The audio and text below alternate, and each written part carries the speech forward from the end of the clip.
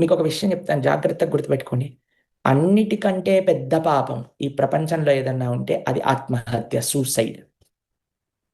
ఎవరైనా ఆత్మహత్య చేసుకుంటే, సూసైడ్ చేసుకుంటే, ఏ ప్రాబ్లం వల్ల, ఏ కష్టము వల్ల సూసైడ్ చేసుకున్నారో అది 1,000,000 రెట్లు ఎక్కువయ్యి కొన్ని 100 జన్మలు మనతో పాటు అలానే ఉంటామట మనం. కాబట్టి ఎప్పుడు అసలు మనసులో ఆత్మహత్య, సూసైడ్ అనే వర్డ్ స్పెల్లింగ్ కూడా మనకు తెలియకూడదు.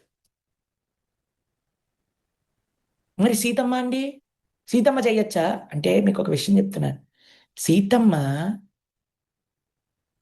రాముడి యొక్క చేతనే, రాముడి యొక్క సాంగత్యంలో మాత్రమే ఉండే.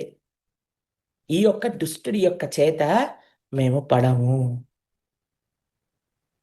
మీరు వినే ఉంటారు, జోహర్ అని ఇంతకు ముందు రాణులు చేసేవారు, తెలిసినా మీకు? పద్మా పద్మావతి, రాణి పద్మావతి అని. ఈరోజు మీకు అర్థమవుతుంది కాబట్టి చెప్తున్నాను. ఆ ఆ సిచ్యువేషన్లో మీరు చూసుంటారు ఎట్లా అగ్ని లోపలికి దుంకేస్తారనమాట.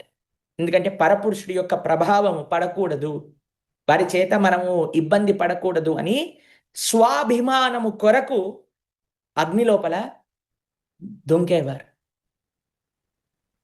అలాంటి ప్రయత్నము కానీ ఏదో కోరిక నెరవేర్లనేది, ఏదో కష్టము బాగా వచ్చేసిందని చేసుకునే ప్రయత్నం కాదండి.